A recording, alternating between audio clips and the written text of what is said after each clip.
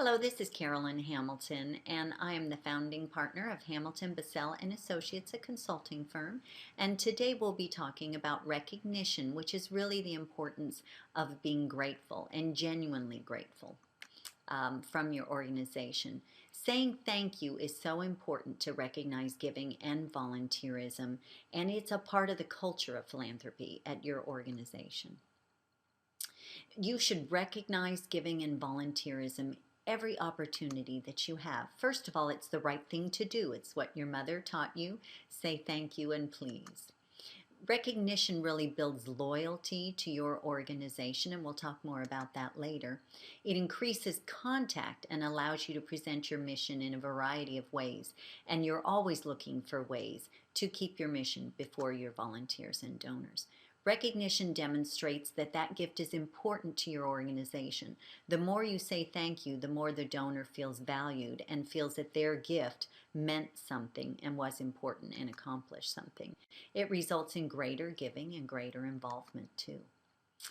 There is a saying in philanthropy that you should thank a donor 7 times for each gift. Now that's a good rule to follow. Sometimes it might be 10 times. It depends on the size of gift and the type of gift, how you will recognize that.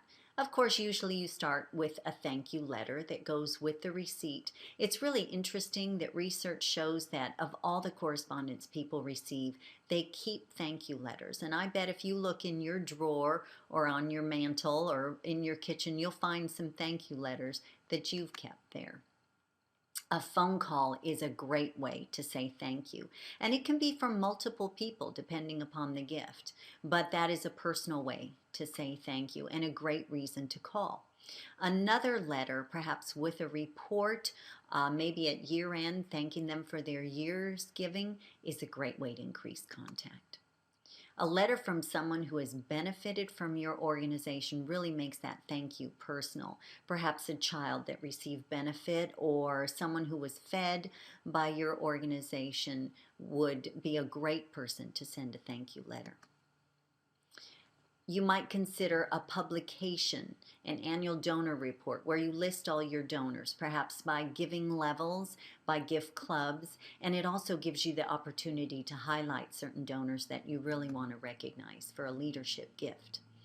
You might consider a memento or a gift, hopefully really tied to your organization, not something you go out and purchase, but something that's meaningful.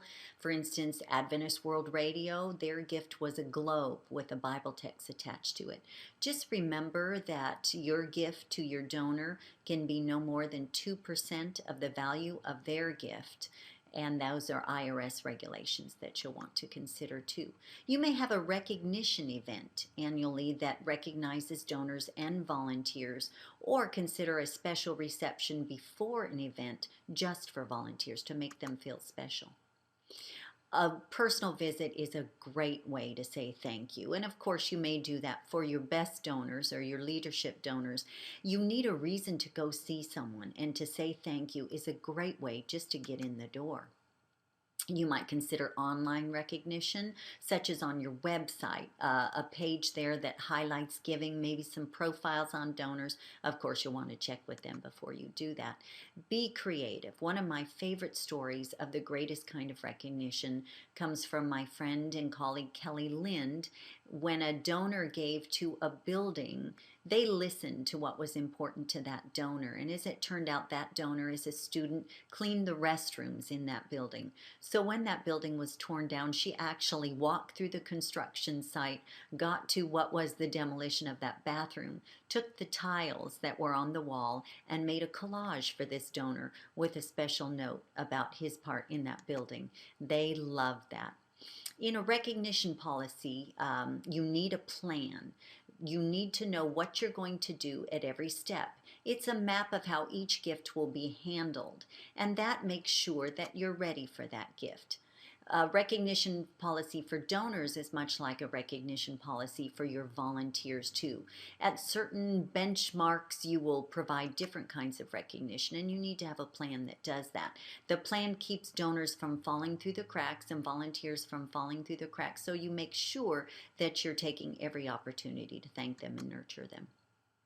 Some of the elements of a recognition policy might be, for instance, start with what is the first thing that happens when you receive a gift? How is that processed? What goes with that thank you letter? Is there a special package for a first-time donor that tells them more about your organization that you might want to consider? What size gift warrants what level of recognition? Be prepared to know that in advance. For instance, thank you gifts of $100 or more might receive a phone call. And what recognition is given when a donor reaches a lifetime giving level or a cumulative giving level? At what point do they receive a special gift or a special event to honor them? Gift clubs are a great way to recognize and encourage giving. However, don't embark upon gift clubs unless you're prepared to handle them.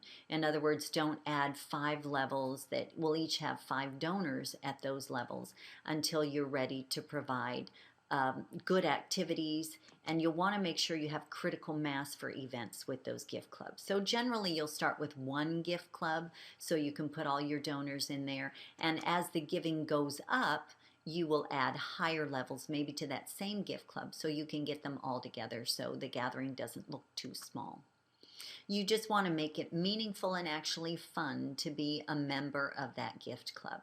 So you'll find all kinds of ways to distinguish them. At events, it might be a special pin or some kind of ribbon that designates that they are special donors to your organization.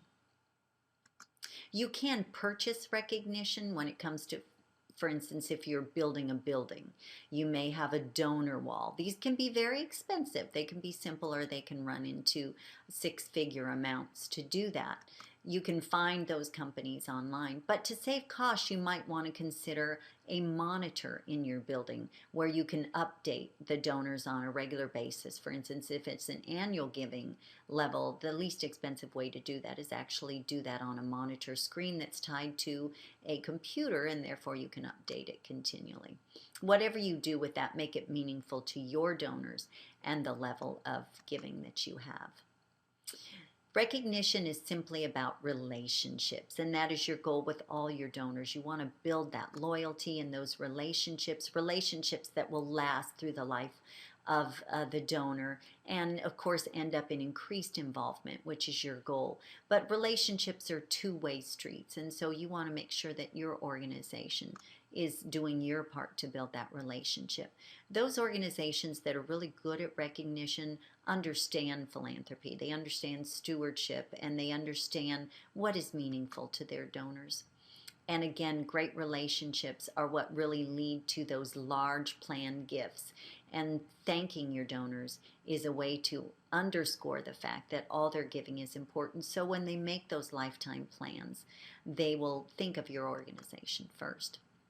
A few words of caution dealing with recognition. First of all, be sure before you do any form of recognition for a donor that they are comfortable with that level of recognition. There are nightmare stories of donors that came to an event to see their name on a building and they were not comfortable with that. So you don't want to surprise your donors with recognition very often. Some may wish to remain more anonymous, and you need to know that and you need to honor that. Be careful when calling to say thank you, that you get the right person, that you ask for them by name. Sometimes a spouse does not know about their spouse's giving, and they may not always want their spouse to know about the level of that giving. So make sure you talk to the right person. And I don't leave messages when I call to say thank you, because you never know who will listen to those messages. Just say who you are and what organization you're calling from, and that you'll call back at another time. Be sure if you're publishing names that you have those names correctly. Whether spouses are to be included or not, you need to know that in advance. Many organizations actually send their donors a proof of their annual report or something, so they have the chance to let you know if they want their name listed differently or if they don't want it listed at all. Some great resources. One of my favorite books dealing with recognition is The Art of the Thank You by Connie Lees, and this gives you great ideas on how to start thank you letters and the importance of thanking people for all kinds of things.